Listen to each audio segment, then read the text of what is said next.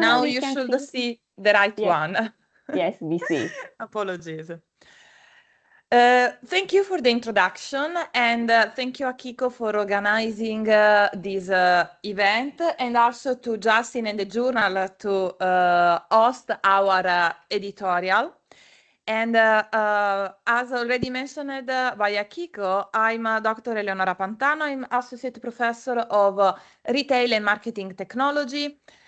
So my research mainly focuses on the technology usage and application in marketing context, either online and in person, and on the development of a new technology solution. And at the moment, mainly based on AI and machine learning algorithms. My talk of today is related to the social media and digital transformation. So I start from this broader topic, and I see that my colleagues will then go deeper on other areas, and each area is quite well interconnected. So I will describe how social media is part of digital transformation, and the main characteristics, the advantages, the main studies about the benefits of social media. And I will then focus on the issues for companies and the future research directions. I assume that you all are familiar with social media and different kind of social media, from LinkedIn, TikTok, Facebook, X, and so on. However, from a company perspective, there are several advantages for the companies in the both B2C and B2B perspective. For instance, in B2C, these are used to boost sales, to enhance brand awareness and loyalty, to offer customer support, among the others, while in the B2B, they are used to engage and to enhance stakeholder engagement, to promote knowledge sharing, to drive business value, and so on. These are examples of companies in B2B from different social media, and you see companies from different industries. For instance, I put it in the middle University of Bristol Business School, and how we use it to promote the university outside the organization and to catch the attention of prospective students. So it's not only for the actual students, but for coming students. And similar, we have social media accounts in different platforms, including TikTok. And of course, the contents are tailored based on the audience of that platform. For instance, on the sorry, on the left-hand side, on the down part, you see the advertising of Adobe in LinkedIn, and you see a completely different approach from, for instance, Dior on Instagram. So the characteristics of the social media and why they are so used. It is because social media platforms amplify users' opinion, and on the dark side, there is a limited control from organizations. And in marketing, there are many cases of how companies lost the control of this opinion sharing, with negative consequences for the brand reputation. But the social media also provide a channel for expressing interest, opinions, and attitudes towards brand, because consumers use the social media to check the news of the company to see what's going on, and even to contact directly with the company. And now we see that social media is one of the most used channel to interact for requesting assistance, especially via Facebook Messenger. And these offer new means of assessing a company's brand images, and they provide the possibility to extract insights from user-generated contents. So, for instance, it is able to automatically collect and then extract consumers' opinion about certain elements. For instance, not a long time ago with Charles Dennis, who is here now, we published a paper when we used the content extracted automatically, so with machine learning algorithm, from social media to understand what consumers wanted in shopping centers, and using as a case the 10 major shopping centers in the UK. So the advantages is that B2B marketers can employ the strategies similar to those used in B2B context to generate value and boost sales, because the function is almost the same. And social media platforms increase communication, offering this additional communication channel, increase engagement and satisfaction among consumers, employees, students, and tourists. For instance, when I showed you the example of University of Bristol Business School, it is also to enhance us as a staff, employees of the university, the satisfaction and the communication, and we are free to use this channel to promote our research and our results with the support of the university outside of the organization. While for tourists, it is used also by cities, destinations, attractions, hotels, and so on, to promote their offer, their benefits, and so on. So this is a summary, and this table is taken from the paper on the benefits in terms of satisfaction, relationship, brand awareness, knowledge creation, corporate credibility, new customer acquisition, and salesperson performance, and willingness to buy. So you see there is a detailed literature demonstrating with empirical research these benefits in practice. And there are issues, however, for companies, because the correct usage of social media from companies also needs talented individuals able to correctly manage and intervene when necessary. And specific processes in place to ensure that the insights gained from social media, and so from the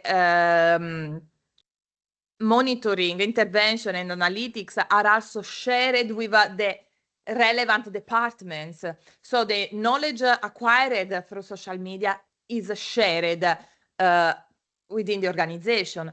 And of course, there is the need of an organizational structure that facilitates the maintenance, updates, and analytics of social media platforms. And finally, there is the need of the necessary technology infrastructure to enable this. And there are, of course, still future research direction, because despite the interest in this topic is not over, and there is still space for future contributions, from the ethical implication and privacy concern to the impact on health and well-being, to the role of artificial intelligence and machine learning, which will be more detailed later in this workshop. The influence on political discourse and public opinion, cross-cultural and global perspective on social media usage, the integration of emerging technologies, including virtual reality and augmented reality, the effects of organizational practices and employees' engagement, social media as a tool for social change and activism, long-term effects of digital transformation on society, and innovative strategies for managing and mitigating misinformation and disinformation, which was very, very actual, especially due to the recent diffusion of fake news and misinformation among a huge part of the population. So I'm happy to be on time. So thank you for your attention, and I will stay for questions. Well, thank you very much, Eleonora.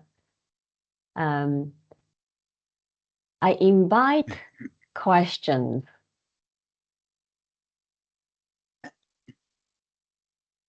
If you have questions, could I ask yes. a question? Of course. Eleonora, please. Of course. You know, that's really interesting. And Eleonora, thank you for the reminder of the shopping centres project which you did. That was really good, and thanks for involving me in that. It was all your work, though.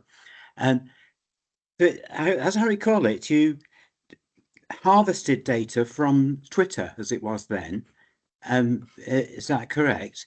And now I think that I've heard in the news that with Elon Musk taking it over and becoming X, you can't do that anymore. Is that correct? And if so, are there social media that you can harvest automatically? Yeah, so previously it was Twitter, and we could freely collect data and analyze, but now it is not possible because they are not shared as in the past. However, it is possible to collect data from other social media, and not only in form of text, but also in form of images.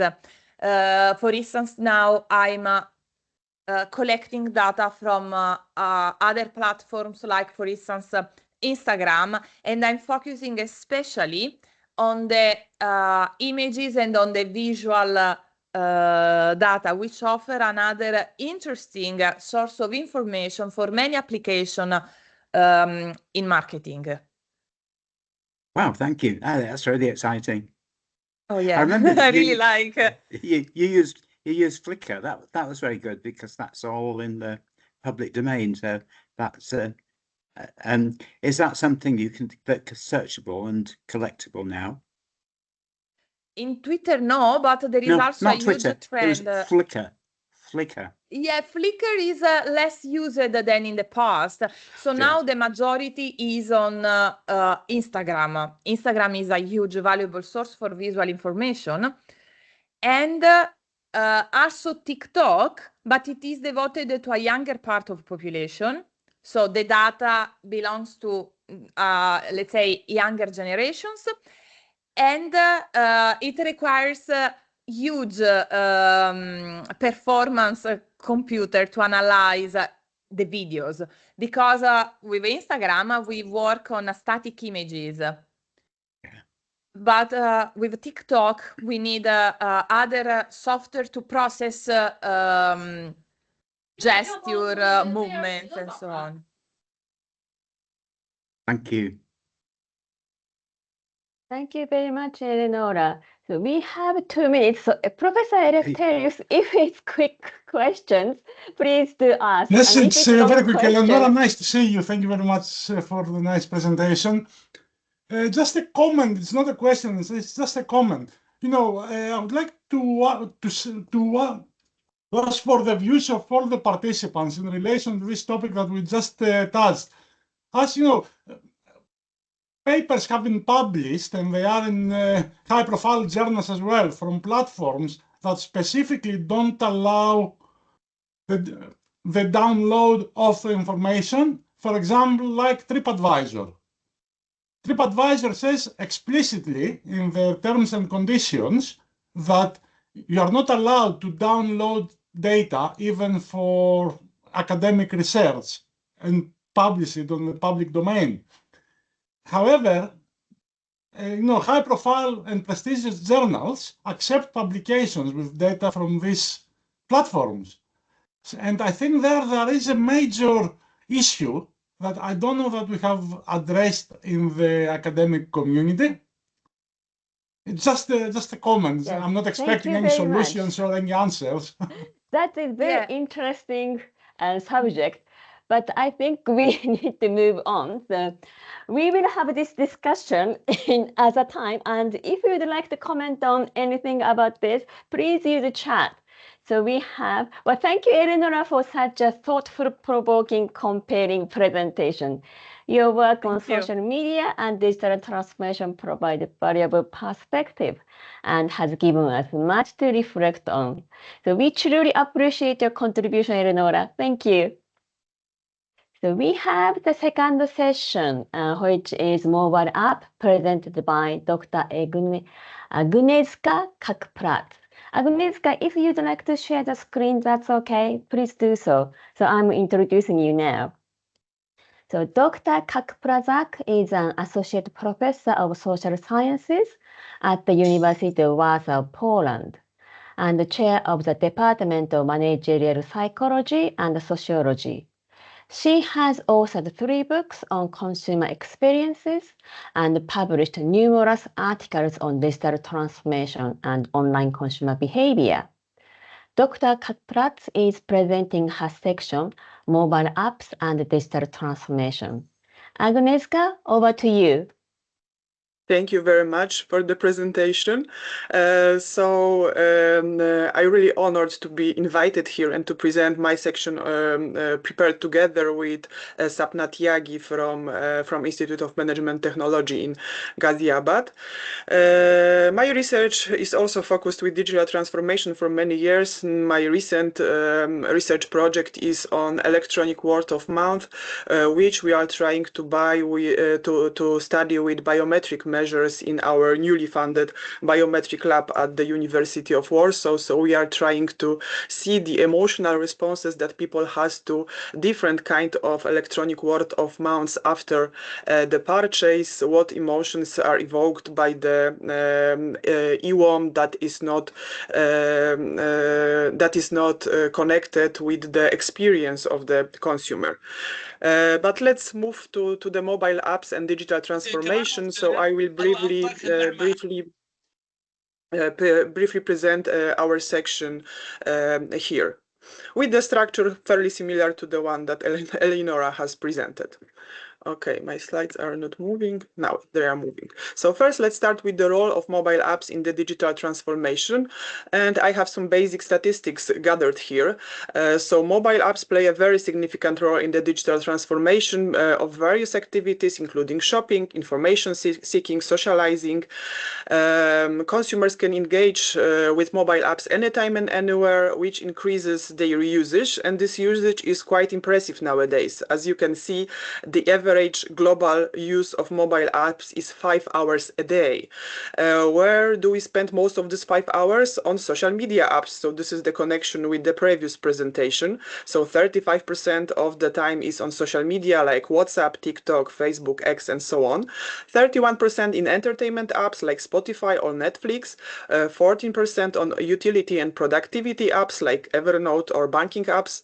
11% on gaming, and 1.5% on shopping apps. It doesn't look impressive in timing, but it is very revenue generating activity. Mobile apps are important from the point of the society, from the point of business and management, and also from the point of employees. So for society, they are enabling instant messaging, voice calls, video calls. They enable entertainment, many on-demand services like transportation. Think about Uber, food delivery, accommodation, like for example, booking. Health monitoring and instant medical advices. They allow us access to online courses and education. I don't know if you have known that one of the most popular app around the world is Duolingo, for example, which is the app used to learn languages. So this is also the important thing for society to make access to education more democratic. Smart home management, shopping, and personal finance. For business and management, of course, the most important thing here is m-commerce, so buying and selling goods and services through mobile devices, which accounts now for more than 70% of all retail e-commerce. So people has definitely switched from doing their shopping on their laptop computers or to their mobile phones. Also mobile as additional communication channel with the consumers, additional promotion channel, mobile apps that facilitate various touch points in the customer journey. Mobile apps also streamline processes, generate data-driven insights, and enable price transparency, channel integration, and also allows us to use augmented reality and gamification to enhance the customer experience. For employees, they can boost employee productivity, reduced cost, and provide a better experience for the customers which are being served by the employees. There are not so many studies in this field, so we have found two, like one connected with healthcare professionals and another with travel agents. Okay, so now let's see how the analysis look cross sectors. So most of the studies, as you can see in the field of mobile apps and business and management, are connected with retails, and the second biggest field is hotels and travel. The third place are healthcare, then banking and finance, entertainment and gaming, restaurants, sport and fitness, and education. So in retail shopping experience, we have the topic of mobile payments and personalized recommendation, and the topic of augmented reality. In travel industry, the topics of bookings, reservation, mobile check-in, check-out, personalized recommendation, mobile concierge. Healthcare, so the articles about telemedicine, remote monitoring, wellness tracking, having the electronic health record. In m-banking, how to deliver more convenient and cost-effective services, and gaming and entertainment, about in-app purchases, advertising, and possible monetization models of gaming and entertaining apps. Now, then sport and fitness, so how to increase fan engagement, improve athlete performance and training, streamline event management, sponsorship, marketing, provide data. Restaurants and food, so online orders and delivery and pickups.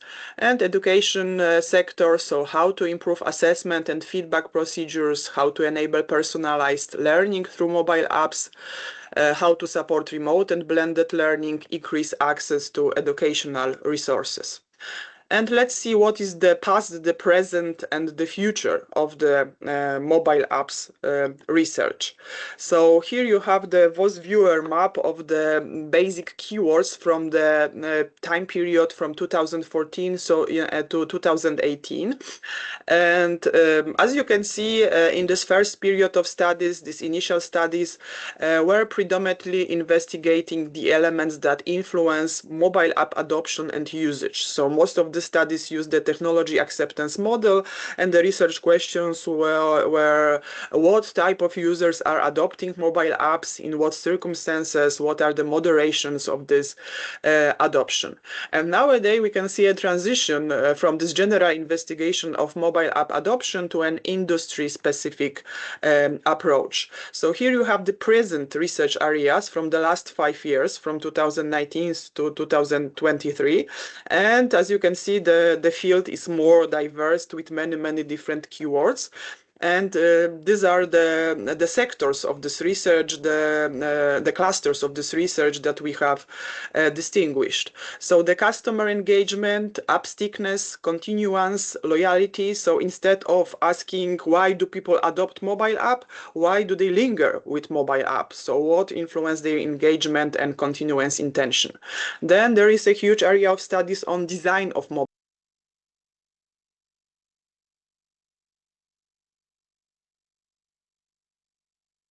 I don't know, you've muted Okay, yourself. I don't know why. My microphone was off. Okay, maybe I have clipped something.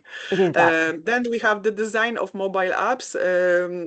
So how to design a good mobile app, then the role of mobile apps in experience economy, mobile app atmospherics, then the huge field of multi-channel, omni-channel, online to offline, with the focus on customer journey and how mobile apps can improve this customer journey during the different touch points that customer met. Health. You've muted yourself again. Why my microphone is getting muted? AI doesn't like you. Yeah. Something doesn't like me. No, we love you. Okay, then we have promoting sustainable business practices, addressing social challenges, fostering positive social impact. So, for example, the topic of mobile apps that are improving sustainable consumer behavior are, for example, helping you to recycle better or to save energy. And the emerging technologies field, so blockchain, augmented reality, artificial intelligence with connection with mobile apps. So now, the future research direction.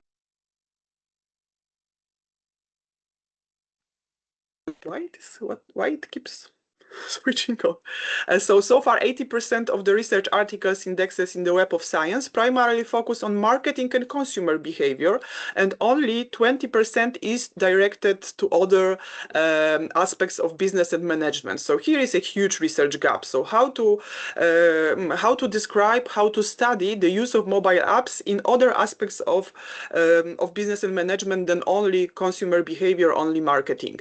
So we have a single articles on mobile apps and operation and supply chain management, on mobile apps and entrepreneurship and strategic management, finance and accounting, but there is still a huge field waiting to be studied of mobile apps and human resource management.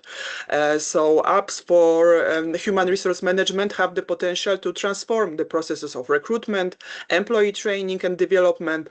So how the apps can enhance HR procedures, efficiency of talent procurement, contribute to skill advancement, continuous learning and performance. There is also a gap in cross-industry studies. So as I said, nowadays there is a focus on this study which are specifically connected with one industry, but we have to think about cross-industry application and comparative studies, also cross-cultural studies of the impact of mobile apps across various sectors, various regions that can provide us more comprehensive understanding of their role and digital transformation. And also to make a connection with the next presentation, we should also think about mobile apps and corporate social responsibility. So as you can see on this graph, the addiction to smartphones, these are the data for United States, is on very, very high levels, especially if we talk about the youngest generation.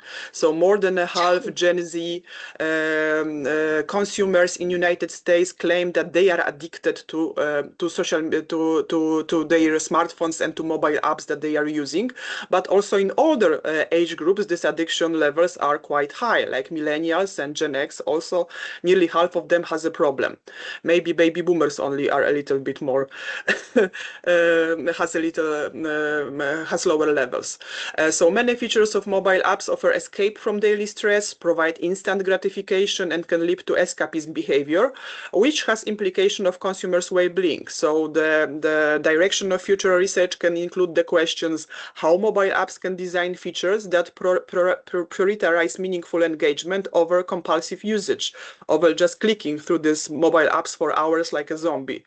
How businesses can promote digital wellness by actively reducing the negative effects of app overuse, and also the connection with AI. Is it possible to employ AI-driven personalization in recommending content or features to reduce screen time? So AI is such a powerful tool. Maybe it can be used only here. Maybe we can have the AI assistant, which is going to choose the apps that we should use for the next, I don't know, 15 minutes, choose the most meaningful apps and most meaningful ways in which you should do them, and control the time we are spending on it to lower this addiction levels.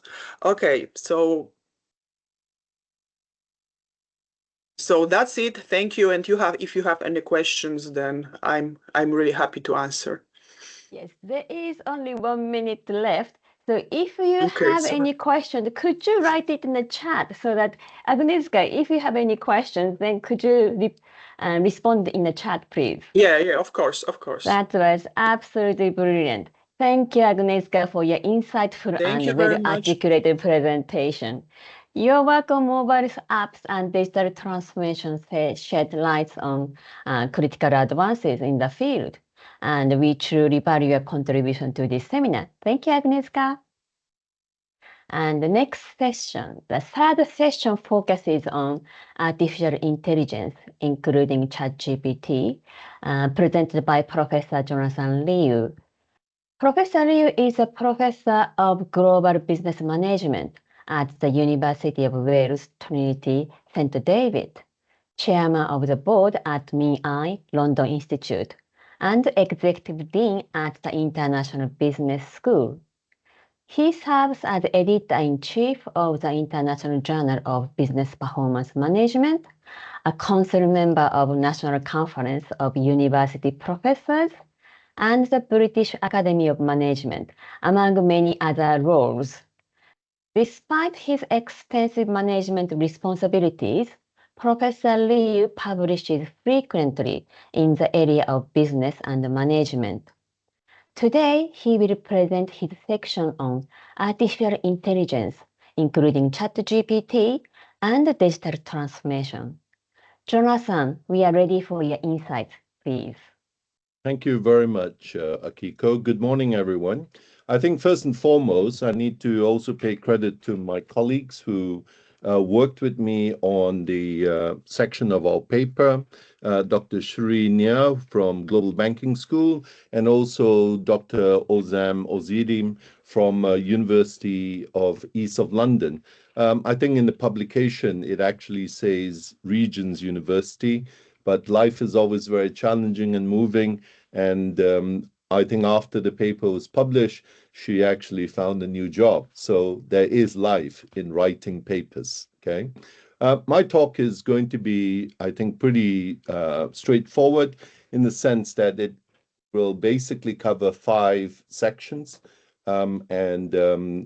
The one in the middle, which is probably something that people are interested in, is actually my idea of creating something as a quiz for Christmas. Okay, so firstly, digital transformation, okay, is really an area that I've been working on for probably about 2 or 3 years since the pandemic, because I actually noticed that that what the lockdown actually did was it actually increased our ability to actually do things online, okay?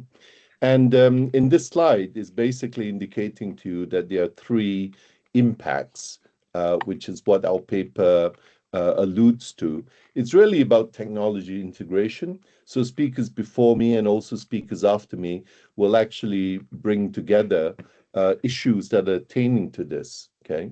What I feel has not really been covered much is really about the cultural shift, okay? I think if the elections in the United States is anything to go by, it actually demonstrates to us that, you know, people are pretty much focused on what their needs are, okay? And irrespective of where they come from, they will vote with their feet. And as such, what you will find with the use of technology, okay, people will use technology that benefits them, as we'll see later.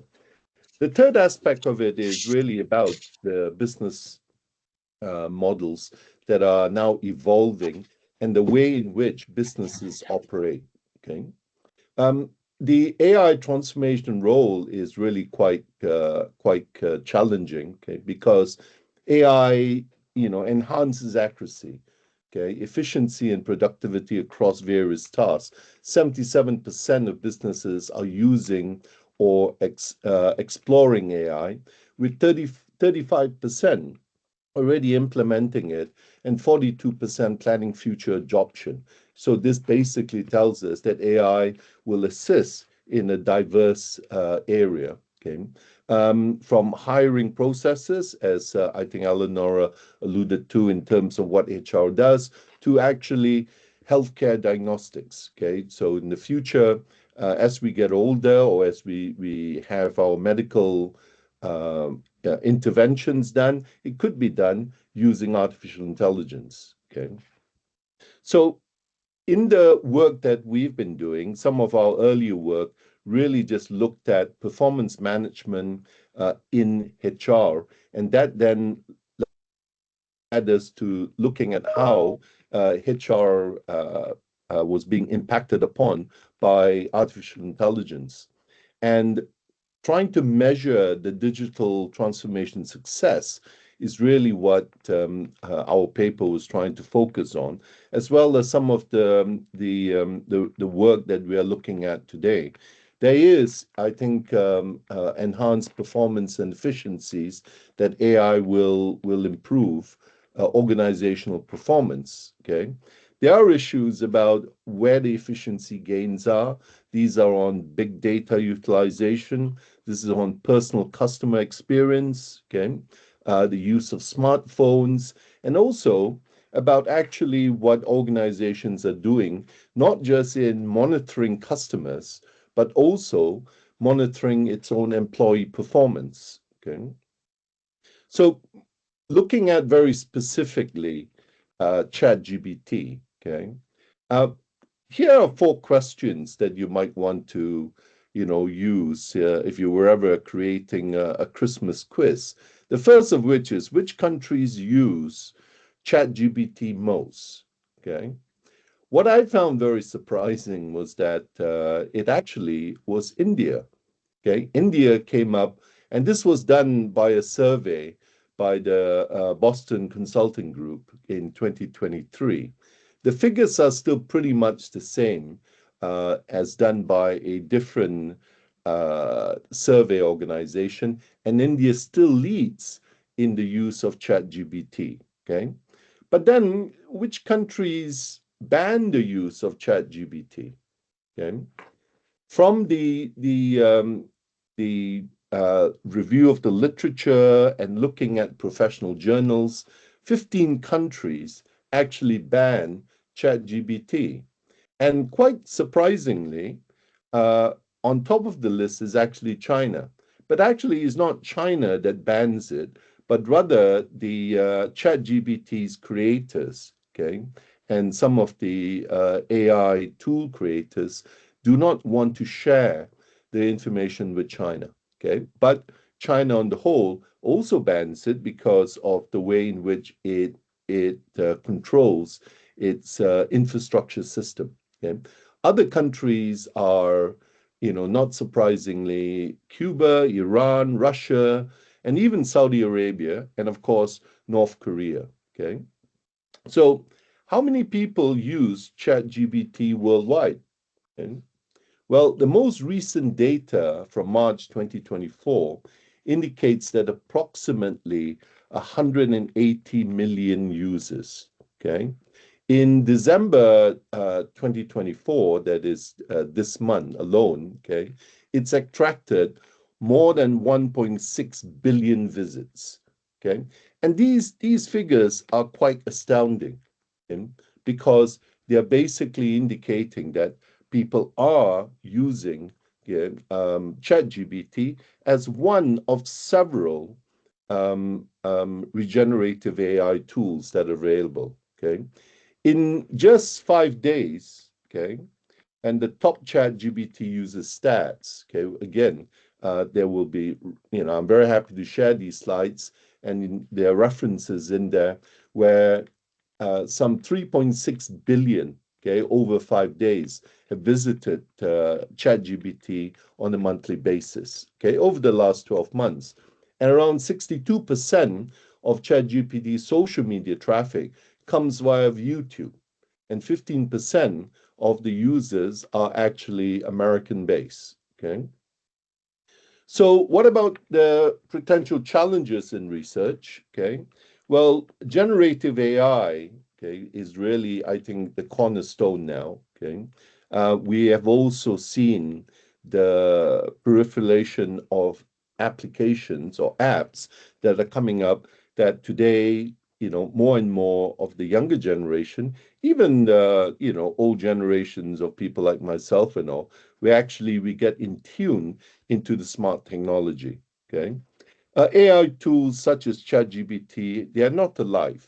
Okay, they depend on large databases. Okay, and they also rely on large language models. Okay, but they are also becoming more and more human-like.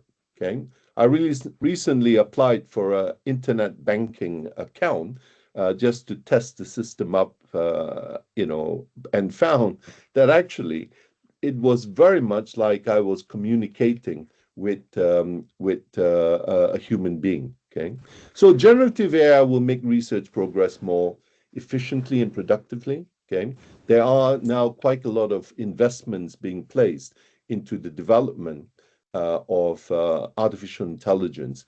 And more importantly, it will free up a valuable time that can be spent on, hopefully, critical thinking and exploring new ideas. Okay, but the area that we are currently working on is looking at upskilling and reskilling the workforce. Okay, and this is where we are using AI to try and identify skill gaps. It's actually quite difficult.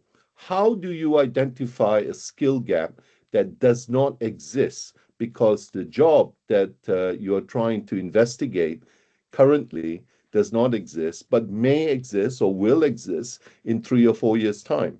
Okay? And the interesting thing is, I think AI will continue. The amount of investments that is being put forward into it, we will have continuous learning. And from my perspective and my colleagues' perspective on performance management, okay, it's really about measuring and refining, okay, and to go forward. Okay. Well, thank you very much for listening, and I'm happy to take questions, and of course, happy to for you to read the paper as well. Okay? Thank you. Thank you very much, Jonathan. Are there any questions, everyone? So you could unmute or you could put in a chat. So we have 4 minutes, so plenty of time.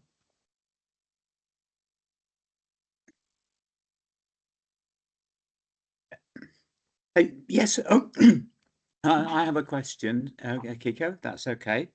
Of course.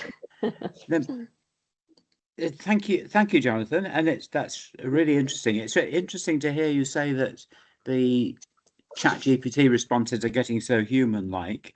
Now, most of us are in the situation where we're asking students to do assignment questions, and many of them can use ChatGPT quite readily. I wondered if you have any tips or thoughts on that as a problem, please.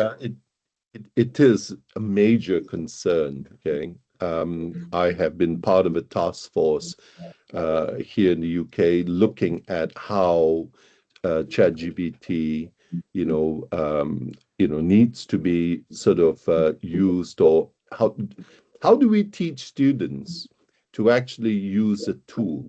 Okay. And one of the things is not so much the students, but the amount of training and development we need to actually offer the trainers, the tutors, the lecturers. Okay. One way of doing it, for example, that I've used was to create a question that requires the student to use ChatGPT to find what the answer is. Okay, so they have to do phase 1, get ChatGPT to give an answer to, why is Professor Liu so crazy? Okay, and then once it's given an answer, to analyze that. And then the second phase is in ChatGPT, it gives you the offer to regenerate the answer. Okay, is to then to ask the student, regenerate the answer 3 times and make a comparison, okay, between what the answer is telling you and how accurate, do you think it is, okay? And of course, what this basically does is we are actually, or what I'm actually trying to do, is to do the one thing that actually ChatGPT, if I'm correct from what OpenAI, the owners of ChatGPT, have wanted to do, is to actually help people develop critical thinking and actually develop the powers of questioning. Okay, so that is just a tip there. But if I could just add, one of the biggest challenges we have, okay, is that the minute you go into higher education at universities and all, students by and large have spent something like maybe 15 to 20 years being told what is the answer, right? What we should be doing is to say, what is the question? Okay. And if you can get students to develop a mindset about asking questions, okay, because then they will start to identify things that they don't know about. So, Charles, I hope that helps. And Thank you. That's brilliant ideas. Okay. Thank you very much, Jonathan. So, Jonathan, there's one question requesting paper details in the chat. So if you could provide paper details in the chat, that would be great. Thank you, Jonathan, for your comprehensive and enlightening presentation. Your insight into artificial intelligence and its impact on digital transformation has brought significant clarity to the important subject. So we greatly appreciate your contribution. Thank you, Jonathan. Thank you. So the next section is focusing on extended reality by Dr. Olivia Petit. So Dr. Petit is an associate professor in marketing and head of the Expertise Center, Experiential and Sensory Marketing at Kedge Business School in France. Her research interests focus on understanding how multi-sensory mental images can help consumers to make better decisions for their health and the society, especially in virtual and augmented reality. Dr. Petit is presenting her section, Augmented Reality, Virtual Reality, and Digital Transformation. Olivia, the floor is yours.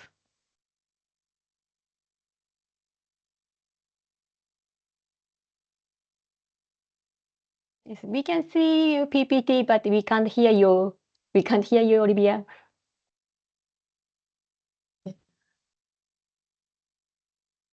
Is it okay now? Yes, brilliant. Perfect. Yes, we can hear you. Okay, thank you. I was just saying thank you for the introduction. I'm very happy to present the part of the paper related to augmented reality, virtual reality, and digital transformation. To start my presentation, I would like to make a clear definition of what we call augmented reality and virtual reality to make clear the contributions of these two technologies for the digital transformation. For that, I will start with the reality-virtuality continuum that is very famous to define these technologies. In this perception, augmented reality and virtual reality are part of the same continuum. On the right side of the continuum, there's a real environment that consists solely of real or physical objects. And at the opposite side, you have virtual environment that consists solely of virtual or digital objects. And in the middle, you have what is called mixed reality. That means any environment where the real and virtual objects are combined within a single display. And inside this mixed reality, you can integrate augmented reality that I will discuss today. The real world is augmented with digital elements, and augmented virtuality that is generally considered as a part of virtual reality, in which the virtual world is augmented with real or physical objects. As I said, in this model, augmented reality and virtual reality are part of the same continuum, and the only distinction is related to the level of virtuality. Otherwise, there are authors that suggest that actually augmented reality and virtual reality are complete different realities. Because in one case, you integrate the physical world, and in another case, you don't integrate this physical world. That means in one case, we speak about local presence, and in another case, we discuss about the telepresence.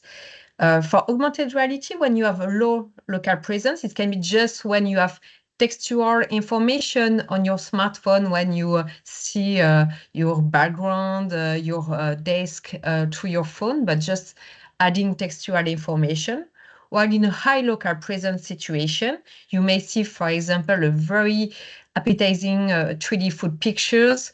You can zoom, make rotations of the picture that create a high level of local presence.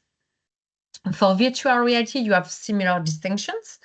In low local telepresence situation, you can see, for example, 3D visualization of a car, but you are not able to interact with this car and you don't get feedback. And in high telepresence situation, maybe you can drive the car directly from a first-person perspective, and you can, for example, get haptic feedback concerning your virtual experience. And because these two technologies provide different kind of experience, they may have different advantages for marketers. For example, as I said, for AR, in this case, you are able to see the digital content in your physical space. And that can be very interesting for different contexts. For example, imagine you would like to order food online and you can see through your phone a very beautiful 3D picture of food that can create expectation about the taste of the product and help you to order your food online. It can also be the thing for furnitures. Imagine you would like to buy online a new sofa or a new table for your living room, and you would like to be able to evaluate the size or whether it will be a good place for the furniture inside your living room. That very helps you to be more confident about your purchase. And it also the case for, we discuss about social media, but for example, all the filter you use with IDR version, you can try to use makeup on your face, see whether you will feel good, maybe to choose the color for your makeup before ordering. That also helps you to decide what would be the best product for you. And VR, in this case, as I said, that provide fully immersive experience. And a part of my work is especially to see the effect of multisensory stimulation. You can integrate now audition, also haptic sensation, and even smell. That can create very immersive experience, even extraordinary experience that can be even better than the real ones. And that can be very interesting for museum, for example, create very aesthetic experience, making life to think that to dinosaurs, for example. And it can be also good for example, travel agency. We are today almost in the winter season. We are behind our desk. And maybe it's difficult for ourselves to imagine booking a trip for a very beautiful island. And thanks to virtual reality, it may be easier for you to imagine you on a very beautiful beach with the sound of the wind and the fresh air. And that may be very helpful to project yourself in the future experience. Concerning the multifaceted impact of AR and VR, I think the interest of these technologies is they may impact the different phases of the customer journeys.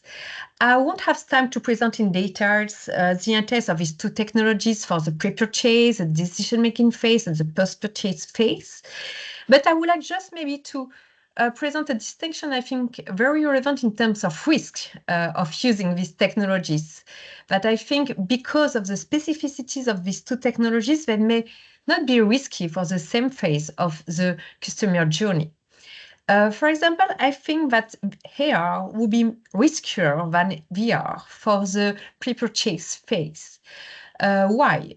Because, as I said, in this case, you will be able to implement digital content in the physical environment. And during the pre-purchase phase, you would like to get information about, be able to evaluate the product, the quality, to make comparison.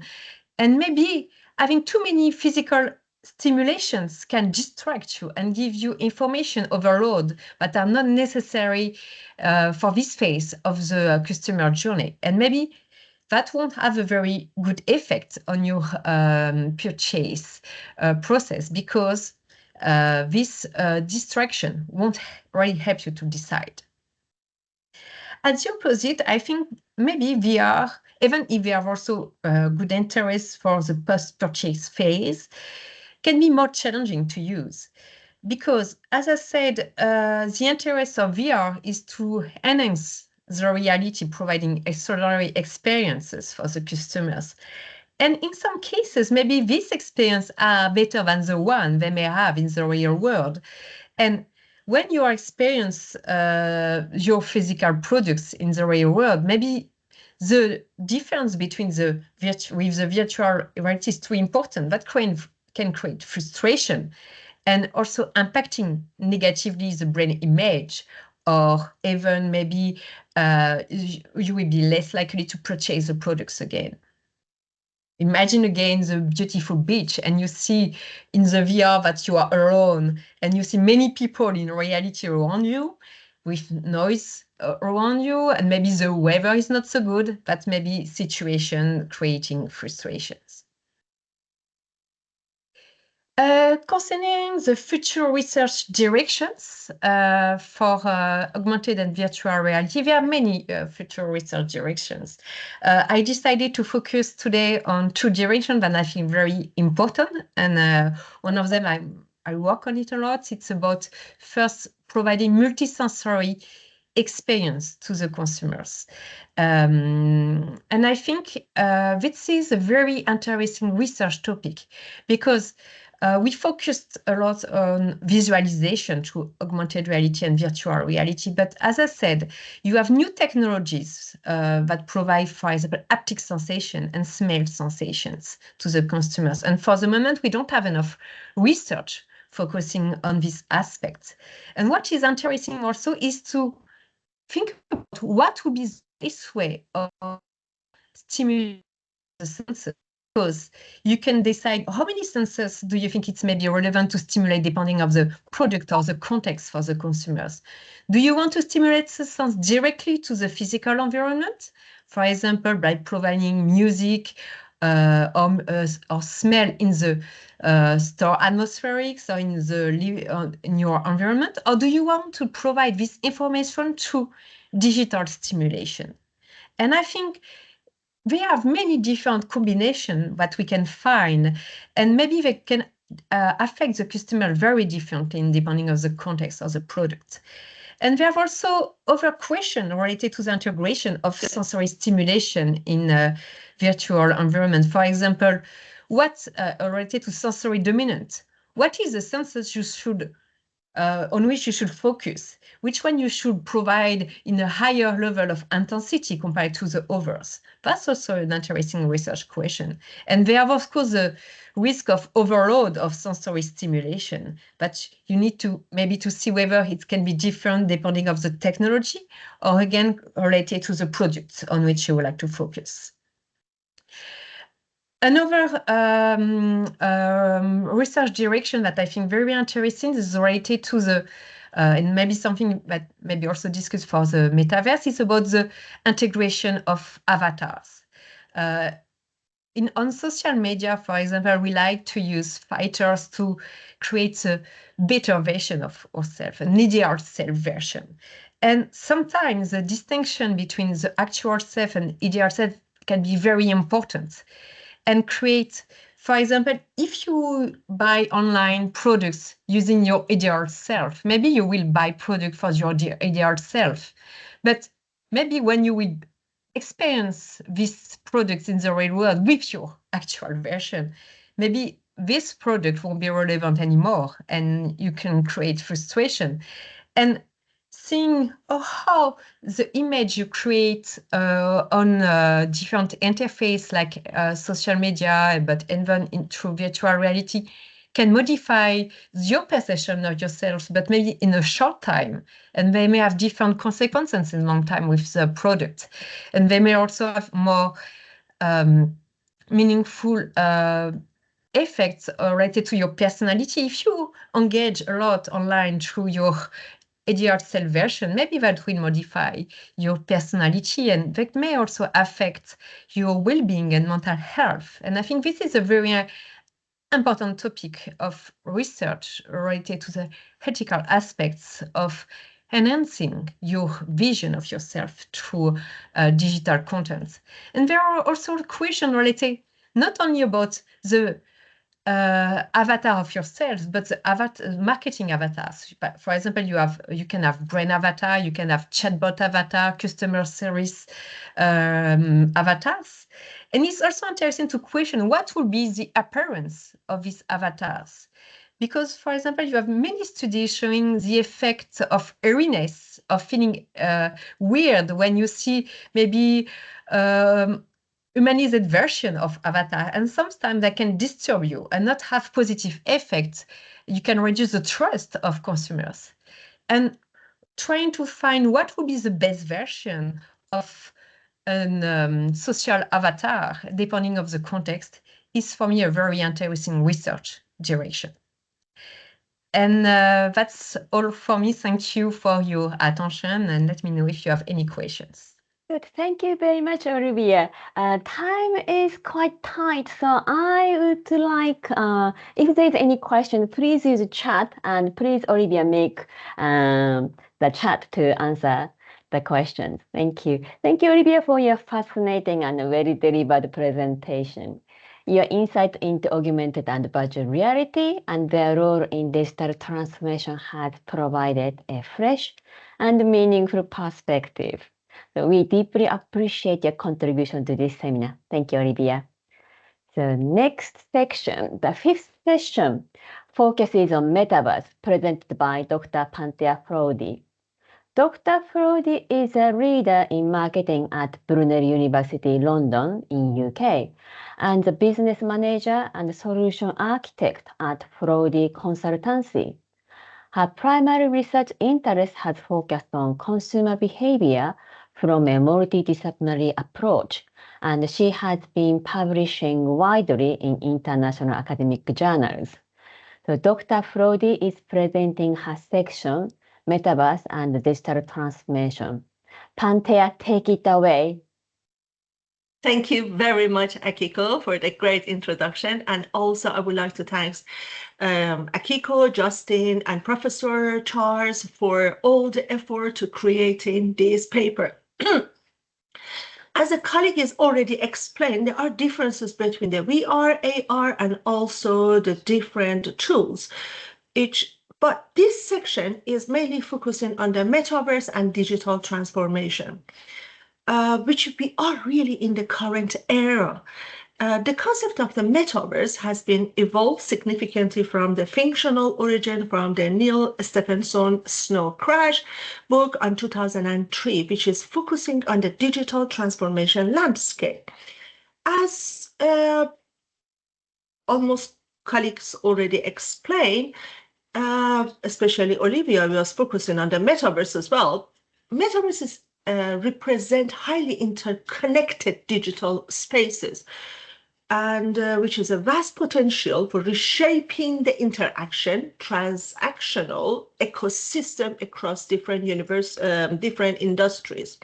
For example, if you look at the JP Morgan, they launched the virtual bank in 2022 within a metaverse, or the Nike or even Hyundai applied the virtual land. This platform has been used even in tourism and hospitality, which is very important for our current era and changes, which we are already entered to this era and decade. Metaverse was projected as a virtual space accessed through the through the terminals, allowing the user to adopt avatar, blending physical and virtual component. But now is a little bit different. Metaverse has seen as a 3D virtual world, which is offering the immersive experience within a unique asset and a user-generated persona. is combining the augmented, virtual, and mixed reality, which create interaction through avatar technology to connect global communities, to shape different languages and also culture and identities. When we are talking about the transformative feature of the metaverse, we need to consider it's a bit different to the other platform because it's unlimited user participation. There is no restriction of the number of the users, and also is a continuous digital platform which operates without any disconnections. Further, is offered deep level of the user involvement, experiences, engagement to create transformative kind of experience for the users. And also is powered by currency of different digital currency and cryptocurrencies, for example, digital commerce, which is really enabling seamless virtual transaction. It's very strong for social engaging to create co-creation, collaboration, community building, to shaping the future of the metaverse, to share experiences.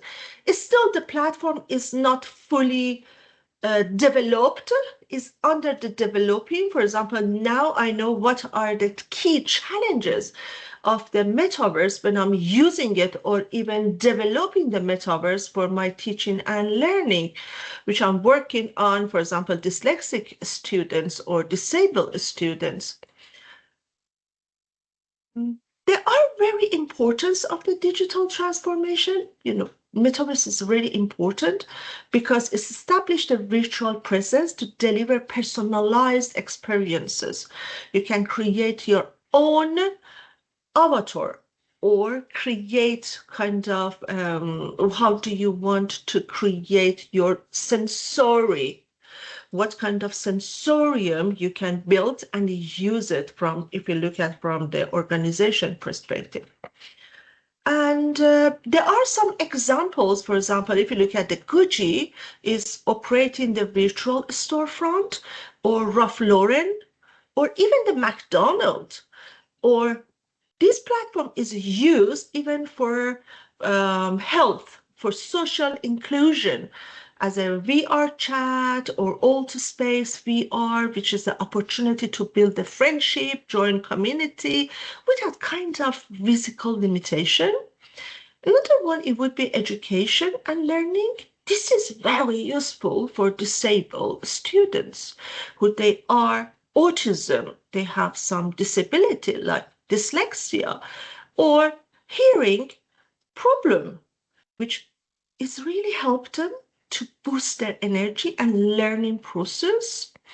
Furthermore, it's of course is used as a, even it can teach as skills in immersive without any kind of judgment-free environment.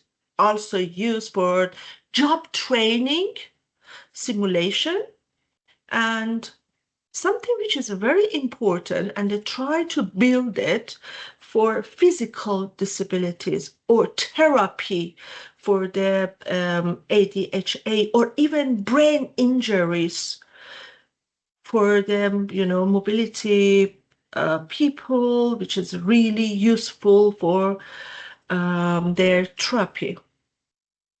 Further, I could say, is used in the cross-industry application.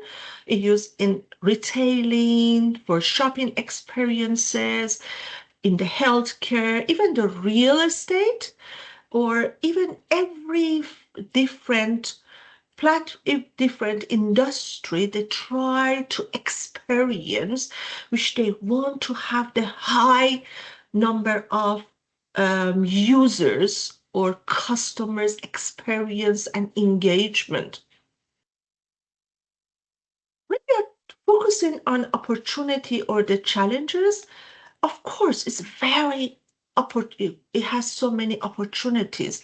For example, McKinsey has informed that economic impact is going to be 4 to 5 trillion in 2030s. And also NFT or digital goods, they're going to use even in the emerging market or industry around the virtual platforms. It's about immersive branding, for example, innovative marketing strategy to the branded gamification or virtual influencer campaign. It's connecting the users through culture, geography, different languages, and also we can focus on kind of sustainability or reduce carbon footprint, cultural preservations, or creating kind of empowerment. However, there are so many challenges. The key points, which I only focus on the key points, there are security and privacy, and also ethical governance, which are focusing on the platform for ethical behavior, community well-being, how users are safe in this platform, or scalability, transaction, virtual asset, diversity and inclusion, or even digital inequality, which is focusing across the region to create technological infrastructures. Psychological and social risk is very important because managing the risk of the addiction, isolation, and mental health challenges is going to be the key challenge of these platforms. And also, if we're focusing on future research directions, in future research direction, I could mention about the 3 key questions, which are how can the metaverse can design to align with the UN Sustainable Digital goals, Sustainable Development Goals to promoting inclusivity, quality education, decent work, innovation, or even climate action when they're addressing the challenges of digital equity, privacy, and sustainable development. And another question would be, what kind of framework is important, is essential to tackle critical challenges in the metaverse, including the privacy, regulatory gaps, digital equity, fostering innovation, and safeguarding user rights. Also, we need to consider how can immersive technology and recognized virtual economies in the platform drive tangible values, mitigate risk like, for example, misinformation, reduce environmental impact, or exploitations. That would be the key future research. I try to summarize the section within a time limit. And if there is any question, feel free to ask me or raise your virtual hand. Thank you, Akiko? Pantea. Great. Right. If you'd like to ask questions, please unmute or put in the chat. Chat is quite a lot. So if you'd like to put in the chat, that's fine. If you'd like to unmute, that is fine. We have about 3 minutes. Thank you very much, Akiko. Prof. Charles, do you have any question? Oh, yes, indeed. Okay, Super good for the fast. chance. Akiko has allowed me to ask so many questions. I don't want to monopolize, give nobody else the chance. Yes, you talked about very diverse organizations selling shop fronts in the metaverse, Gucci and McDonald's, for instance. And now, are you referring to selling virtual things like NFTs or selling real things? And so what's the future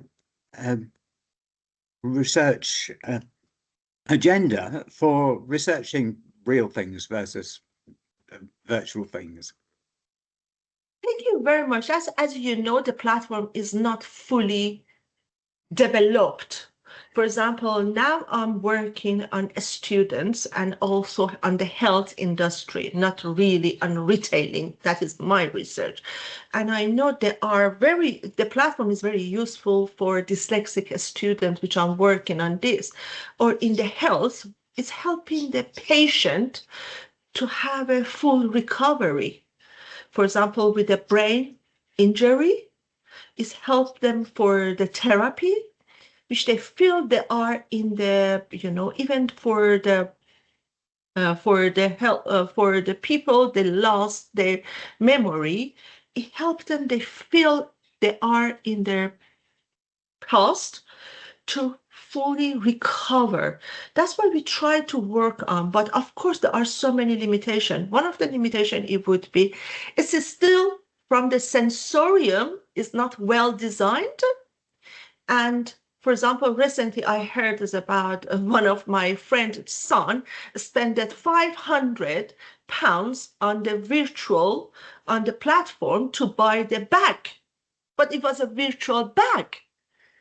That was the problem. And they are a little bit challenging, but I'm sure within a couple of years, everything is going to be settled like other platforms, which they are working regularly.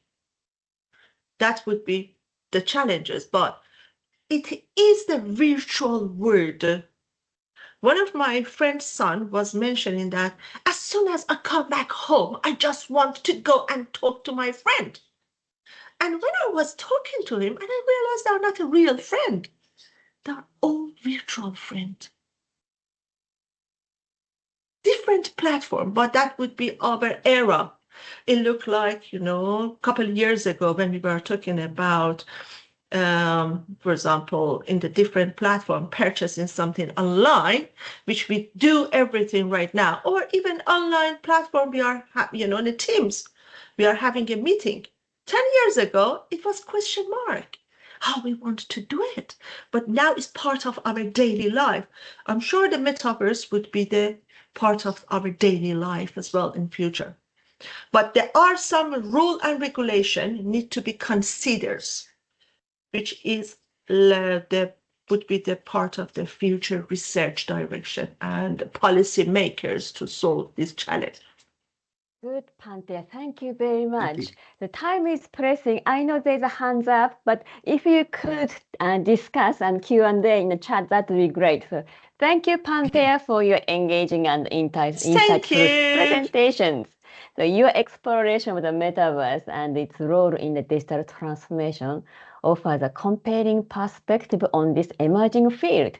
So we truly appreciate your contribution to today's seminar. Thank you, Pantea.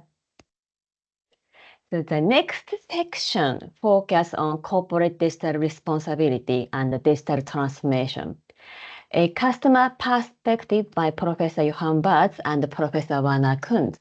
Unfortunately, Professor Johan Bartz had last-minute schedule changes. However, Professor Werner Kunz kindly agreed to be here to present his section or their section.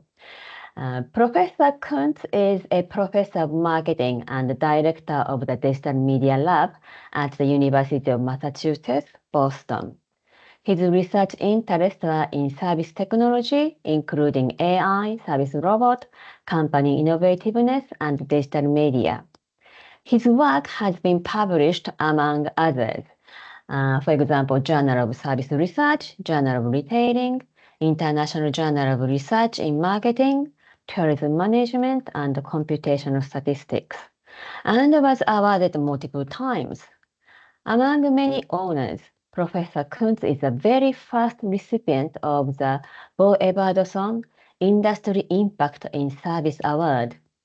He is the senior editor of the Journal of Service Research and a current board member of the Service Research Specialist Interest Group, SRSGIC, of the American Marketing Association, the primary professional association of service researchers with over 2,000 community members worldwide. So Professor Kunz is presenting their section, Corporate Digital Responsibility and Digital Transformation, a Customer Perspective.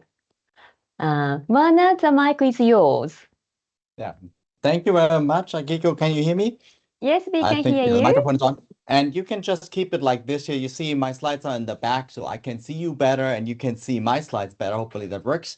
It's good. Thank you very much for this invitation. Thank you very much for the introduction, Akiko. And it's an honor to present here. And unfortunately, Johan could not be here, but this is shared work of both of us, and we are working already a while about corporate digital responsibility. Now, before I start, I want to put a little bit the landscape, or I want to put that a little bit in perspective. What is the topic of this session here? And that is digital transformation. But this is actually not a relatively new topic. We are talking about that already for a long time. Actually, Capgemini was inventing this term 2011. In 2011, the world looked completely different than it looks today. So we have, when we thought about digital, we thought about computers. Actually, in marketing, where I'm coming from, it is mainly customer databases. And we were caring about how we systematically can use this kind of data to do effectively better marketing. Yes, we cared also about privacy. We cared about what data we can collect and what not. But this is, kind of make it easy. How on earth can I implement Salesforce? That was what practically it meant.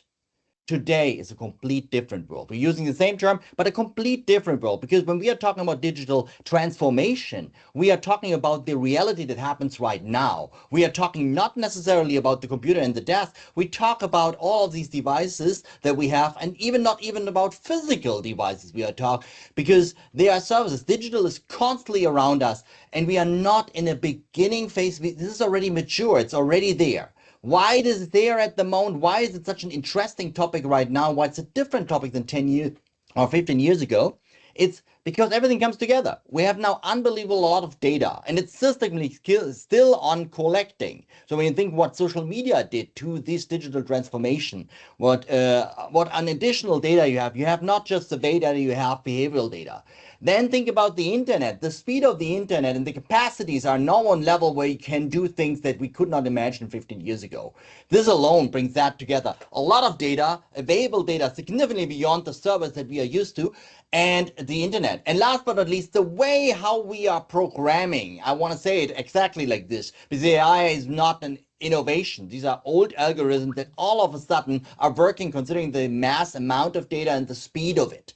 But this all together brings an environment what can create a new digital transformation and brave new marketing world we are living in.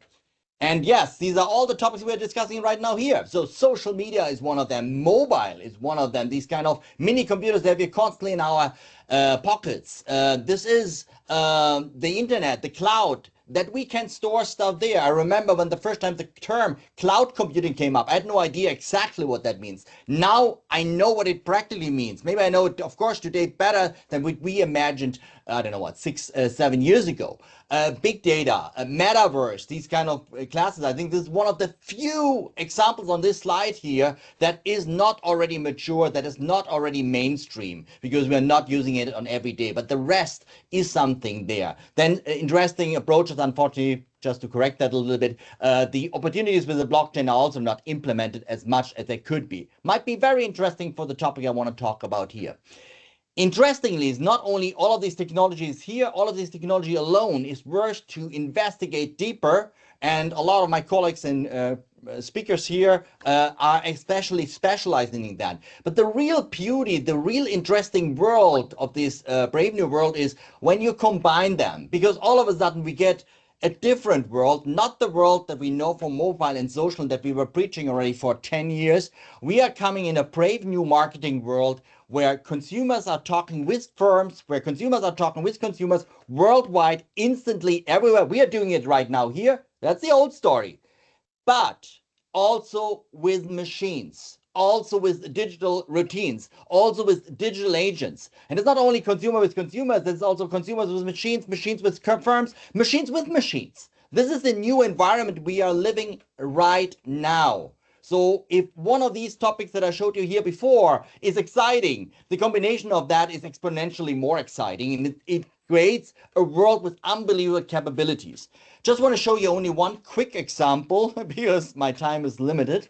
Just one quick example that you all pretty likely know already. On the left side, large language models like ChatGPT. We know already firsthand how unbelievable these machines are, how great they can create text. That text makes no sense, that text is no problem to create long text, short text in whatever style you want, and it can create content. We need to admit there are new thoughts, ideas in it. We cannot see the trick right away, at least from a practical perspective. This is an unbelievable capability that we didn't have 5 years ago. And on the right-hand side, you see a video what you pretty likely are familiar with, the first kind of deep fake videos of Tom Cruise on TikTok. Unbelievable. You cannot see a difference. If you combine these two technologies that are at the moment on this level, this is nothing new. This is something that already happens. Even the deepfake video is a little bit older. Well, you create something like this here, a digital twin. What you see here is me giving a lecture. It's not actually me. It's just a fake me. And the content is also not from me. It's from AI. It can be created with all the knowledge that I have. And then this can do lectures for me. It can do slides for me. It can do even the office hours for me. I practically can really do. You need to test that. I tested it with my department. And in a presentation, I showed in an interview of me. And the people could not see a difference between the person who was talking right before and that here. This is 2024. This happens right now. An unbelievable powerful tool. I could trick my department. It worked there. There is a study, sorry, that is too small, from Stanford University. It came out November 20th. At least the news came around that. I'm not 100% sure. I need to double check. So we're talking about 14 days ago or now a little bit longer. And they tested 1,000 people. And they collected from these people survey data and other data. So in a session, I think of an hour or so, from 1,000 people. And then they mimicked digital twins with these people. And 85% of these digital twins could perfectly respond to personality answers and something else. When you assess this AI, you could not see a difference between that AI and the human answers. 85%. So if you feel you cannot be faked, it is already the reality in 2025. Now I say fake is such a bad word. It's unbelievably powerful. You see as a professor how much we could do more, how many more people we could present.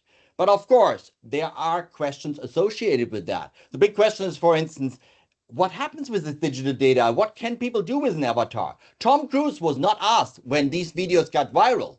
And it was afterwards okay with that, but this could be abused significantly more. The other question also from consumer perspective is like, do I have the right to know that was the AI generated? And by the way, what means AI generated? Is not everything today almost AI generated to some degree. So this is a complicated question. We get in this kind of complicated territory. It's a very, very powerful tool, but you know already, since you know Spider-Man, with great power comes great responsibility. We need to be responsible with the power that we have here right now. And that is exactly our topic. So it took a little bit longer, and I know I need to look on the time, but we deeply believe that corporate digital responsibility, know how you work with this digital technology, not only individually, not only database, but in combination of all of that, is a prime responsibility of a company, and that should not neglect it. Sorry for people who might be specialized in this. This is not CSR. CSR always had the feeling of being a side tool. This is really in the middle of it because it goes to the strategy. It goes even beyond. I'm not sure if I can highlight that here completely in my 10 minutes. But the first big learning is, in comparison to the old world of 2010, it's not only about data. It's also not only about customer data, survey data, and address data. It's almost about everything. And this data comes constantly in. And it's also about the technology and how I use this data. What we learned in our paper here is we cannot look on one time frame on this kind of thing. We need to look in a dynamic perspective, because data and technology doesn't happen. It is created. It has a beginning phase. It has a main use phase. It has a refinement stage. And the big question is, does it have a retirement stage too? Is data valid to some point and then not be used anymore? A lot of abuse of data happens exactly because this data never gets out. Maybe some data should have been never collected. And this, what I said right now, is maybe the same thing for technology.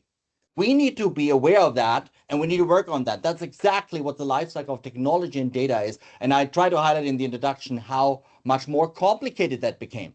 Now, that's easier said than done, because the question is why not every company is doing this, because there are a lot of tension for them to using this technology, using this data, collecting as much data as possible, use all the technology that I have available for me. Why? Because I can have more sales, maybe it's more customer friendly, maybe I have an advantage to the competition. And that's exactly why we don't want to write in our section about what we just want from companies. We need to be realistic of the environment they're operating in. So we see clearly a lot of clear advantages to do the right thing, to be responsible with digital technology and data. So trust and equity, brand equity is pretty important. I think you can significantly destroy that. Look at what happens to Twitter right now and how that is going down in evaluation and also in the perception of this kind of company. But there are other risks. Like, yeah, it could be abused by me. It could, as a company, it could be abused by my partners. But what happens if even companies and groups beyond that are using it? Look about terrorists. Look about political instability. Look about social aspects. Unfortunately, this is a bigger topic than the individual company. On the other hand, yes, there are advantages or opportunity costs, advantages for not using CDR or not being responsible. So that could be, of course, cost is a big important thing. Lost revenue that you don't get, reduced customer experience. It's great what you can offer with this. This is really a challenge. We don't say we have the complete answers. We worked on that, and we have some ideas, at least, and instruments that we know so far, or at least when the publication was done. Here is a lot of research needed to know more. But I deeply believe it's a top prime topic. Companies today should already think about how they want to deal with CDR. If they want to have a company that in total thinks that CDR means a CDR culture, I mean, if you say you are a CDR company, well, show it. Have a management structure for that. Have a digital governance structure for that. That's not only the company, also with my partners. I should only take partners who take the data as serious and the technology as serious as I do. If not, that will really not work out. More you can read in the paper. That is one approach that the company can do. We are totally aware not everything can the company do. So the next thing is, of course, regulation, or think about what regulation can do, because what things the individual company can do, regulations should do. Let me go to my last slide. I'm not sure how much time I used. So what does it mean for research? If you didn't understand what I say so far, and if this was all a little bit too much and a little bit too fast, at least I want to give you 5 or 6 points where digital responsibility will be a prime topic. Because I deeply believe with this digital transformation, we have a threat for our society, or the fabric of our society. It can be huge advantages, but it can also go completely wrong. Think about privacy versus effectiveness. It's a huge issue. How much convenience do I want to have, and do I suffer democracy on everything for it? Is that a point what I want to do this? A lot of people in social media nowadays think, well, maybe it was not worth to do so much in this direction. At least that's my personal opinion. Then how to live with a superhuman intelligence. Actually, that will be the case. Whatever you think you fake today, whatever you think what you understand today that it was AI, give it half a year and it would be very hard to detect. So you are dealing with machines that are more intelligent than you are. And how is that? The trust in people will be problematic. AI abuse. So spam bots, data poisoning, you can use that systematically if you understand what that works. This way you can systematically manipulate data machines like Google search engines. It's already practically done. And AI can generate so much data, it's easily done to poison Google. Last 2 points, complexity of machine behavior. We don't understand that completely. So the trust in technology is not the same. When I had a car, or when I have a car, I trust in my car, I trust in the engine. That's a normal kind of feeling as a car owner. Yeah, we have an engineer too, but unfortunately, although I engineered it, I don't know exactly what it does. And that is a weird situation we've never been in before. And last but not least, yeah, like I said already, market manipulations are possible. No, I didn't say it this way. There are only a few companies who have so much power about this industry that this will also go beyond marketing, beyond consumer studies, that pretty likely can make a strong impact on that. On a side note, now almost all of these companies want to have a good relationship to the American president. It looks like the American president still has an influence on them. Some other ones trying to starting their new AI company, and they're also looking at very, very close connection to the American president. So you see, there's fighting on a complete different level that has nothing to do with marketing anymore, with sociology, because these dynamics that we are describing in these papers are true, and they will driving economy in the next years. Thank you very much. Thank you very much, Werner. It is a bit slightly over, but I didn't want to stop because it was such a fascinating topic and your illuminating presentation. It would be a crime to stop you. So if you have audience, everybody, if you have any questions, could you please use the chat? So we have to go to the next presentation. So thank you very much, Werner, for your illuminating presentation. Thank you. Your perspective on corporate digital responsibility and its role in digital transformation have added significant value to our understanding of this critical topic. So we sincerely appreciate the expertise you have shared with us today. Thank you very much, Werner. Thank you. So the seventh and the last session, it's last session, how sad, last session of the day, focused on Internet of Things. By Professor Eleftherios Armanos. Yes, if you have questions or Werner, please use chat, please, because we are slightly overrun. So could you type in your questions and Werner will answer your questions. Thank you very much. So Professor Armanos is a professor of marketing and associate dean global at Newcastle University Business School in UK. His research explores consumer behavior, focusing on how technology influences daily activities, particularly in retail, and its connections to social exclusions and well-being. Professor Eleftherios is presenting his section, Internet of Things and Digital Transformation. Professor Eleftherios, we are excited to hear from you. Thank you very much, Akiko. Thank you for the introduction, and thank you to all the previous speakers in this wonderful event. There's no issue with time. I'll keep it short because my presentation, it has a great overlap with the previous presentations. Anyway, we're all talking about digital transformation.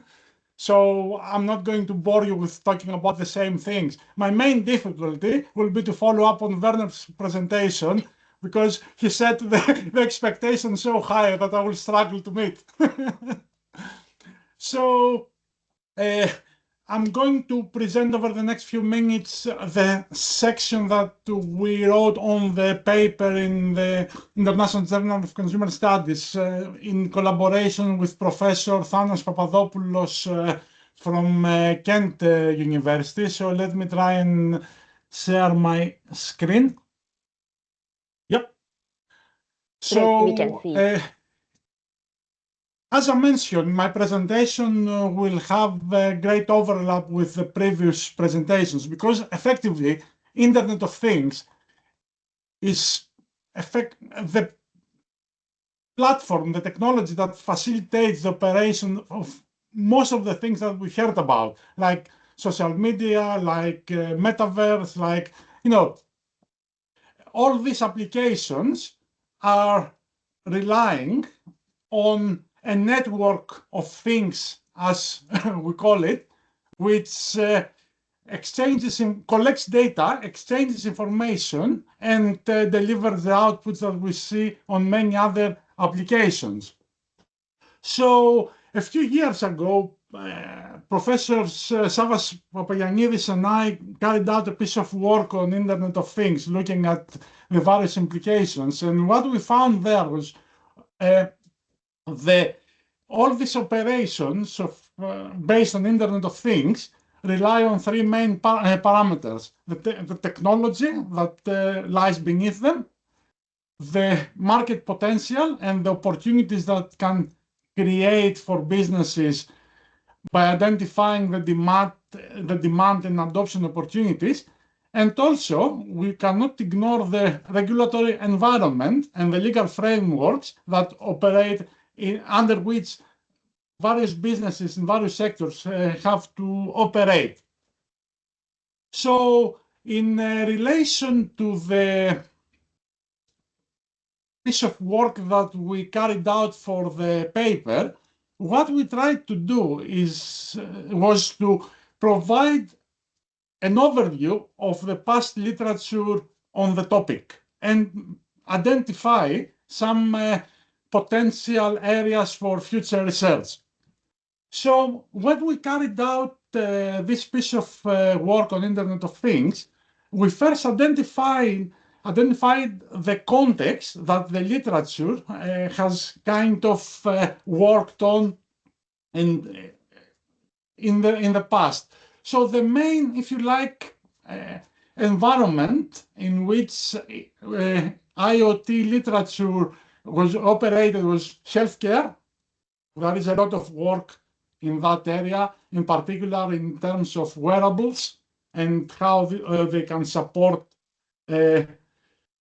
healthcare provision, energy management, smart grids, etc. Internet of Things is big in that area. Smart cities, another, if you like, context in which Internet of Things has facilitated various applications.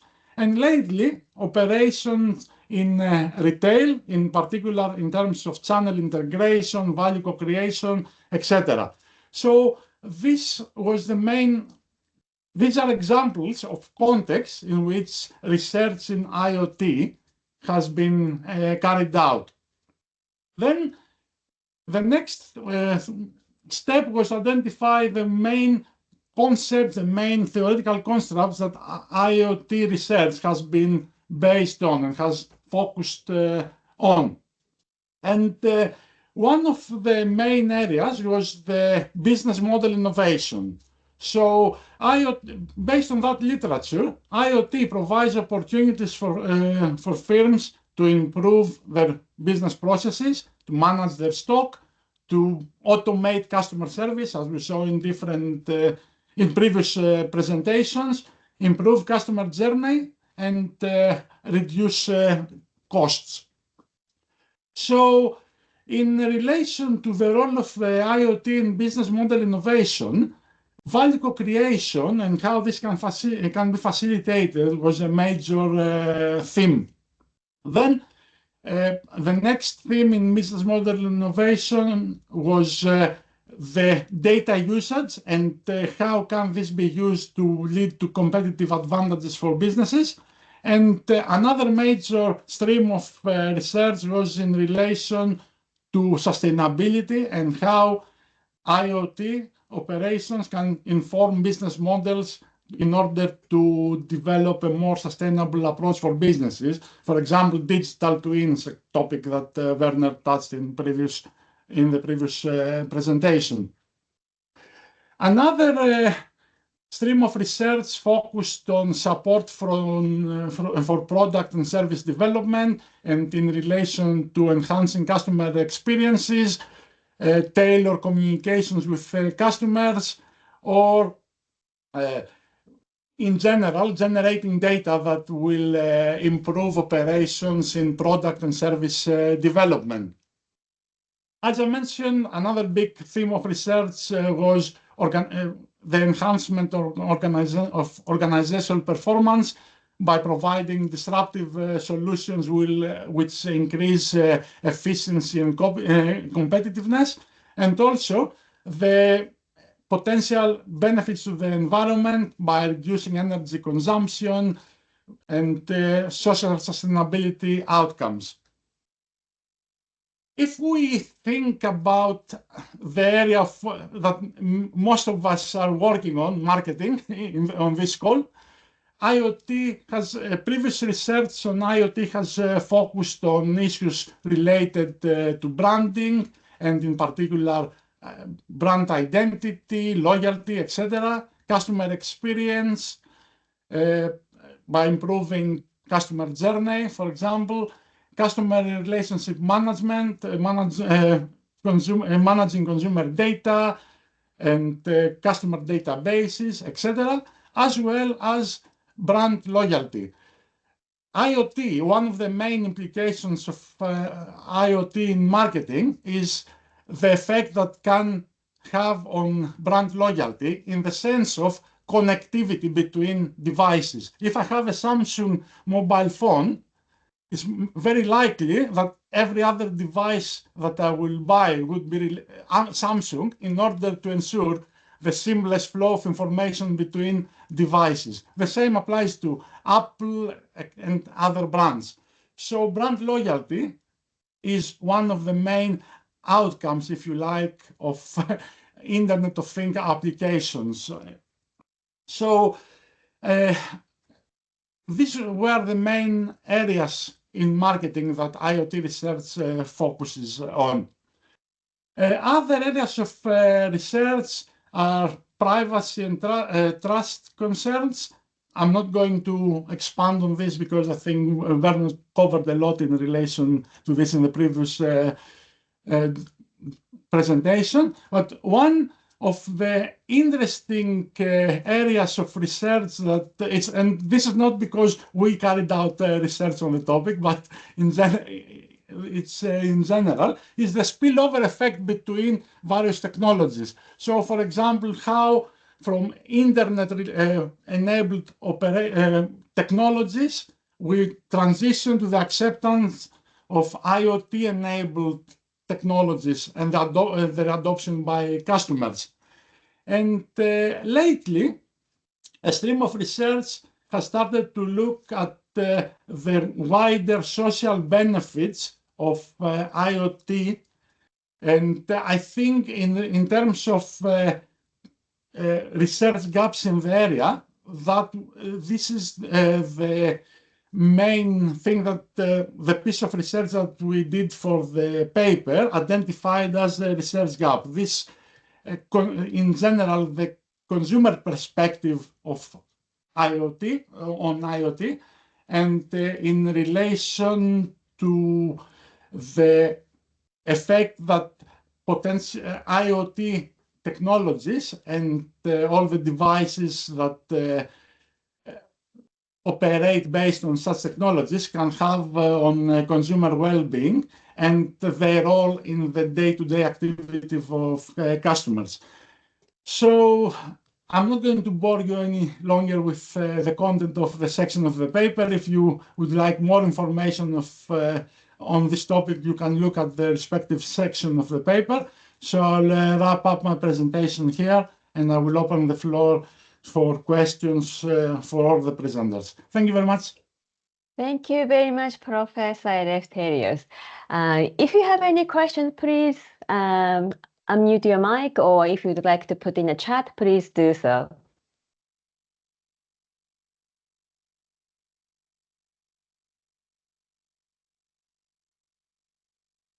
Any questions? Oh, yeah. Yes, Sorry, Professor Charles. Yes, yeah, please. if you don't mind me monopolizing the questions a bit. And Please yeah, I do do have so. a question, please, Eleftherios. That was really interesting, and so it gets you thinking as a marketer. It seems to me one of the most exciting things from the marketing point of view is the option of your kitchen doing the ordering for you, and that presumably, in theory, like the subscription model. If that was happening, then you might be spending a lot more money topping up the things in your kitchen. And I gather, it seemed to me anyway, that not very much has happened along those lines. Well, what do you think the future holds for that? I think this automation of everything requires a lot of research, because as you said, if we have cases like that our fridge, if you like, or completes an order on our behalf, this may lead to unwanted expenses, or expenses that we can afford, or even food waste, increase of food waste, because effectively we are not going to use the stuff that our fridge orders. So I think there is a lot of potential for research in that area, and in particular, as I highlighted in the presentation, the use of such technologies in the day-to-day activities of consumers. I think that the field there is unexplored. Yeah, thank you. Thanks, sir. Yeah, I don't know. My microphone is on. Yes. Eleftherios, thank you very much for the presentation. It's really great. This topic of Internet of Things is already a while around. And I think it's one of the few ones where promises what Josh was just referring to looks like are not the mainstream so far. And I'm very surprised about it because most people don't know is Internet of Things is relatively dumb in comparison to the rest. These are usually small sensors, very cheap to produce. We're talking about pennies or dollars or something else. So it would be very easy in today's environment to integrate them. But out of a weird, I don't know why it doesn't fly off. It's so much easier than Metaverse to implement. We're talking about being 10 years delayed, not a year or two. We have heard about these examples for a long time. Do you have an explanation why Internet of Things, although it could easily be done every year, nothing happens on that front? It even goes back. So when you look on companies who are offering platforms, this is not such a hot topic anymore, although it's so easy to execute. Thank you very much, Werner. As you said, most of the topics that we have covered today are not new things. Yeah. We are just reinventing the wheel in so many cases, and we come up with glorifying terminology for something that already exists. For example, as you mentioned earlier, digital transformation is not a new thing. Or if we think about the other hot term now in marketing, customer journeys, again, it's a glorified version of the consumer decision-making process, or something along these lines. I think from a marketing perspective, why that Internet of Things hasn't kicked off is, I think it's very difficult to explain it to mainstream consumers as well. That's why I think it has taken up, a role in the background and facilitates various other applications that companies sell to consumers. Mm-hmm. As I said, like wearables.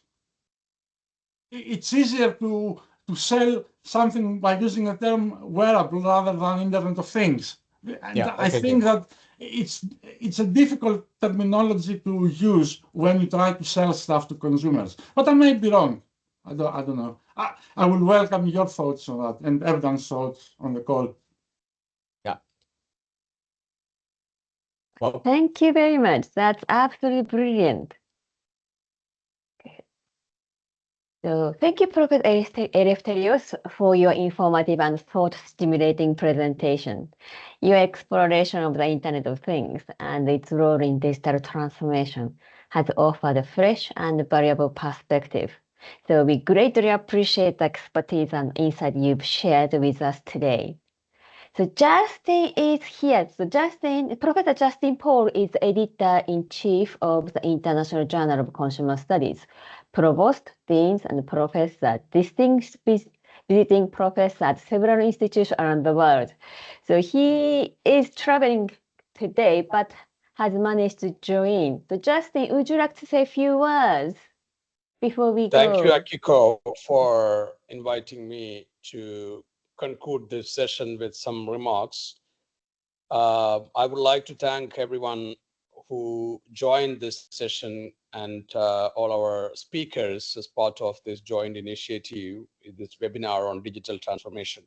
Digital transformation, as we have outlined in our article published in IJCS, digital transformation is multidimensional, and as discussed in our article, digital transformation has impact on different aspects of our society and business and our life, including impact and usage of mobile apps, social media, artificial intelligence, including ChatGPT and other AI tools, Internet of Things, augmented reality and virtual reality, impact of digital transformation and metaverse. All these we have covered in this article. So most of the other articles I have come across on digital transformation include only one or two dimensions of digital transformation on certain aspect. In this article, the beauty of this article is to get a detailed perspective and detailed information and ideas for future research. in almost all these aspects linking with digital transformation and its effect on different aspects such as mobile app. How does usage and adoption of different mobile apps in the context of digital transformation? All these are discussed in detail in this article. So those who haven't seen this article, I would like to request you to take a look at this article on digital transformation, multidisciplinary perspectives.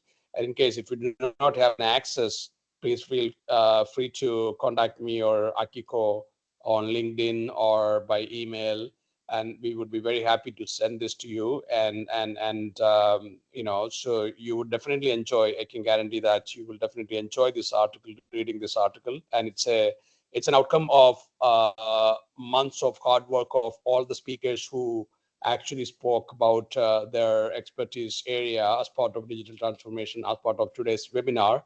And even if we spend an hour to read this article, whoever haven't read this article, I'm 100%. This is the best article I have come across in my academic and my research life, because it provides very clear outline about various aspects of digital transformation under one roof. I'm not advertising the article. However, I feel that this is the best article we have published in any consumer research journal or in any of the marketing journal that we have seen in the recent past. That way, I can guarantee the quality of this article. And I would also like to say that digital transformation is going to gather further momentum. And when digital transformation and its related aspects gather further momentum, more and more research, there is more opportunities for more and more research in this area, linking with impact and different aspects of antecedents of digital transformation, outcome of digital transformation, and decisions relating to digital transformation and impact analysis. All these can be explored in different ways using different theories or different methods, different constructs and variables. Any article relating to digital transformation are also welcome to submit to IJCS, which is a Q1 journal on Web of Science, which is a consumer research journal with the highest impact factor. Unfortunately, UK ABS committee members are not studying and updating the list for last 10 or 12 years. Otherwise, it should have got it. Look at all the statistics. IJCS should be 4-star in UK. And so, however, we have many countries using Web of Science Q1 list. That way, we should be happy that our article is in Web of Science Q1 journal. And I would like to take this opportunity to thank all the speakers and all who attend this seminar, especially heartful thanks to Akiko. Yes. Thank you very much, Justin. Professor Charles, would you like to say a quick word?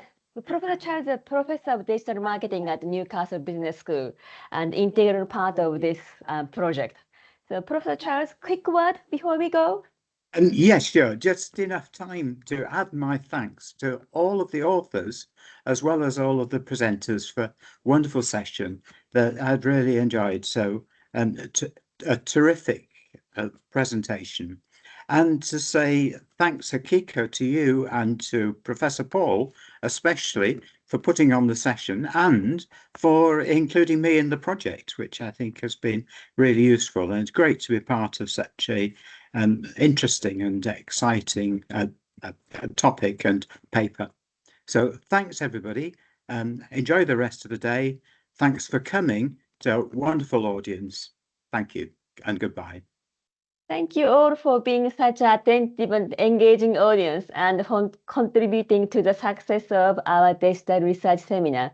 Until next time, goodbye, everyone. Have a lovely day. Bye. Bye. Thank you very much. Bye. Thank you very much. Thank you.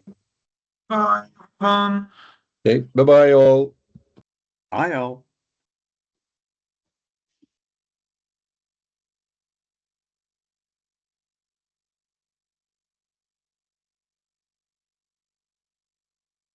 Okay. Have a nice day.